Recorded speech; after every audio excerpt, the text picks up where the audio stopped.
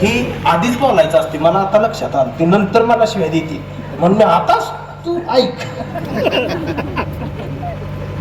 सारे धर्म ग्रंथ वाचले, पान चाळताना फक्त एवढीच चूक झाली. सारे धर्म ग्रंथ वाचले, पान चाळताना फक्त एवढीच चूक झाली. बोटाला जिभेवर न्यावं लागलं. मी धर्मालाच थुक्का लावला आणि मी माणूस झालो. परवा घर रंगवताना रंगांचीच फार भीती वाटली. लोक हरामी घराचा रंग बघून माणसाची जात ठरवतात, म्हणून मी अख्खं घरच पांढरं शुभ्र केलं. मी जातीलाच चुना लावला आणि मी माणसात आलो. माणसात येणं काळाची गरज. सांगा, तुम्ही बोर होणार नाही मलाही माहित आहे. जसा मी ब्रँड आहे तसं तुम्ही ब्रँड आहे. एवढा उशीर मला सण तुम्ही केला असता, आतापर्यंत चौघांनी येऊन हाणला असता, पण तुम्ही नाही हाणू शकत. तुम्ही पेटतच नाही. मी आता जरी म्हटलं, मी दुपारी झोपलो होतो त्यावेळी माझ्या स्वप्नात बाबासाहेब आले आणि मला म्हणाले, जा आज राशीनला. मी तिथंच गेले कित्येक वर्ष बसून आहे, मी तिथं प्रकट होणार आहे. तरी तुम्ही ऐकून घ्यायची, टाळ्या वाजवची ना, पण मला कोणी मानणार नाही. कसं प्रकट होत रे बघू रे म्हणून नाही. तुम्ही ऐक म्हणून ही उघड ठेवा. बाबासाहेबाला चमत्कार अडकवण्या आधीच शान माणसं सोडा, जनावर सुद्धा भाषण ऐकायला तरसली घ्यायला लागली. आणि ती बी धर्माचा शिक्का असणारी जनावर. म्हणजे ती सुद्धा जनावर म्हणते, मला सुद्धा सोडव, मला सुद्धा धरले यावं. काय गंमत आहे बघा. मी लहान होतो तर गावात टीव्ही नव्हता विकी. एका बाईच्या घरात टीव्ही आला, मग आम्ही टीव्ही बघायला 7-8 जण तिच्या घरी गेलो. आताच्या पोरांना नाही कळणार टीव्हीची आकर्षण. आणि तिच्या घरात गेलो तर तिने चालू असलेला टीव्ही बंद केला आणि मक्याची 2 पोती कणसाची समोर टाकली, म्हटली एवढी सोलून द्या मग टीव्ही लावते. मग आम्ही मक्याची कणसं सोलली, हाताची साल्ट गेली आणि तिनं टीव्ही लावला आणि टीव्हीवर कृष्ण आला. आणि ते कृष्ण मला आवडायला, आणि आमच्या गल्लीत मला बायका बी कृष्णच म्हणायचे. मग त्याने एक बाण सोडलाय, त्याचं 3 बाण व्हायचं. त्याच्या हातातलं सुदर्शन चक्र असं फिरत फिरत राक्षसाची मुंडकी उडवायचं. आणि एक दिवस त्यानं गंमतच केली, असं बोट घातलं डोंगरच उचलला. आय आय म्हटलं बास, ह्याच्याशिवाय दुसरा कोण नाही. म्हटलं आता ह्योच आपला,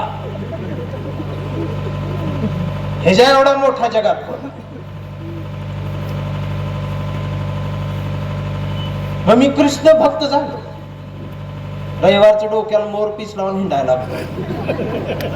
वहीत मोराच पीस, कृष्ण भिंतीवर, आणि कृष्ण भक्त झाला.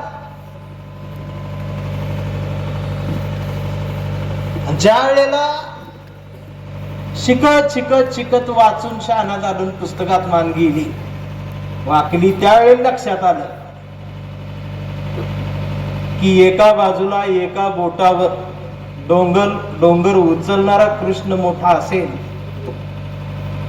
पण पेनाच्या टोकावर शाईच्या जोरावर देशाची घटना लिहून मी अखंड भारताला उचलून दाखवू शकतो असं सांगणारा बाबासाहेब माझ्या जास्त काळजाच्या जवळ गेला. आता एवढं रंगवून सांगायची काय गरज होती? मी सुद्धा चेक केले. बाबासाहेब म्हटलं अलंकारिक बोल, तुम्ही टाळा. आता तिकडे 4-5 जण बोलत बसले आणि मी बाबासाहेब म्हटलं होते टाळा वाजवल्या. त्याला माहितच नाही मी का वाजवल्या, काय येणं गेलंच नाही त्याला. आणि अलंकारिक पद्धतीनं बाबासाहेब म्हटलं की आम्ही टाळ्या वाजवते, गुदडीत टाळ्या वाजवणारी असं टाळ्या. यांच्या समोर मला कविता म्हणायला लावताय तुम्ही. कांबळे सर किती काळा पडी ना अजून.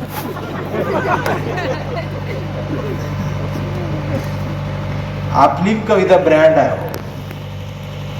ती ब्रँड समोर ब्रँड तयार झाल्यावरच ब्रँड सारखी बोलायची असते.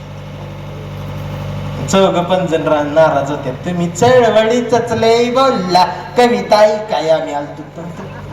आयोजक ती होती, त्यांना गरज होती. तुम्ही बोलवा, मानधन देऊ, येतो की मी. आमची पोरं काय, आता ब्रँड बदललाच पाहिजे. चौकात उभा आहे जय भीमवाला, अब्दीनच बघितलं पाहिजे. दहशत, दरारा, रुबाब, थाक, त्याचं नाव जय भीमवाला, त्याचं नाव brand. B.R. Ambedkar, doctor Ambedkar, ही जगणं पाहिजे. नाही पेते असं क्वार्टर मारती देवी, अरे दारू पिऊ नका असं म्हटलं की मला मारते. डायरेक्ट म्हणतात तुझ्या बापाच पितो, तू बोल रे. आता मी उलट म्हणतो, तू पी, पण कशी पी. स्वतःची 4 मजली असा बंगला बांध, वरती टेरेस पर्यंत लिफ्ट पाहिजे. असा ये ऑफिस मध्ये, कार मधनं उतार, असा दार उघडलं पाहिजे ड्रायव्हर, काट काट काट लिफ्ट मध्ये, टेरेसला बाथरूम मध्ये शॉवर घेऊन मस्त ये की असा टेरेसवर.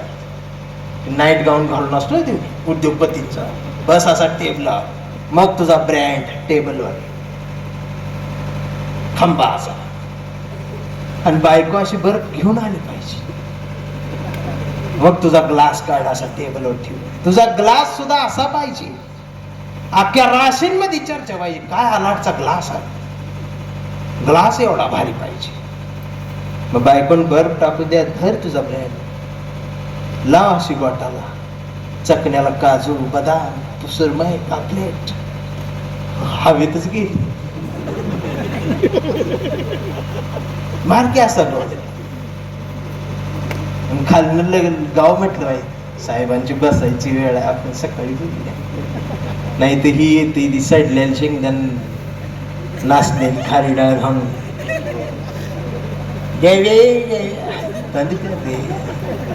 तुला ब्रँड कळत.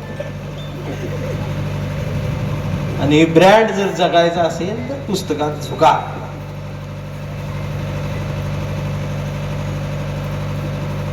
बायकांना सुद्धा माझी विनंती, गडी रोज घरात येतो रात्री 11 वाजता. चिरंजीव तुमचा पॅन्ट काढून असा खुटीला अडकावच, फेस वॉशने तोंड धुत, ती रात्रभर चॅटिंग करून जागरण करून गालावर फुटकुळे आल्यात, त्यातली एक फोडते अशी, पांढरा बी बाहेर काढते, नकाव दाबते, हसते. मध्ये पहिले हेडफोन होतं वायरीच, आता ती वायर गेली, मग गळ्यातलं आलं, गळ्यातलं गेलं, आता बाजरी एवढाच दाना आलाय कानात असतो. गुदडे अंगावर घेते आणि फोन चालूच असतो. रात्री 3 वाजता ते विचारते तिला, पिल्लू जेवलीस? ती बी वय म्हणती, आताच जेवली जा. गुलू गुलू करून येऊ म्हणती, तू झोप ना. ती म्हणती नाही तू झोप, ती म्हणती नाही तू झोप. शेवटी वैतागून म्हणते, तू झोप ना, मी तुझा श्वास ऐकेन. मग ती पण झोपती. सकाळी ती जेव्हा उठते तेव्हा ही परत फोन करतो, पिल्लू 3485. काय जानू, मी तुझे श्वास मोजले. आया वड्याला नेऊन हाणली बाई.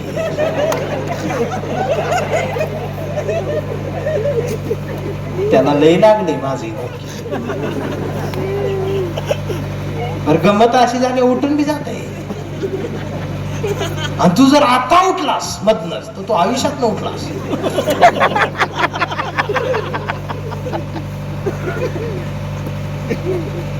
पॅन्थरची परंपरा डरकाळी आहे.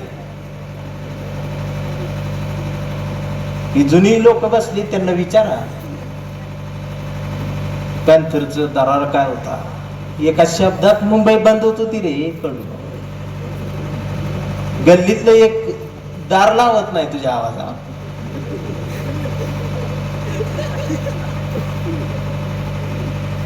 दहशत पाहिजे नाही कसली, इळ्याला डीजे वाढल्या वाटते दहशत आहे.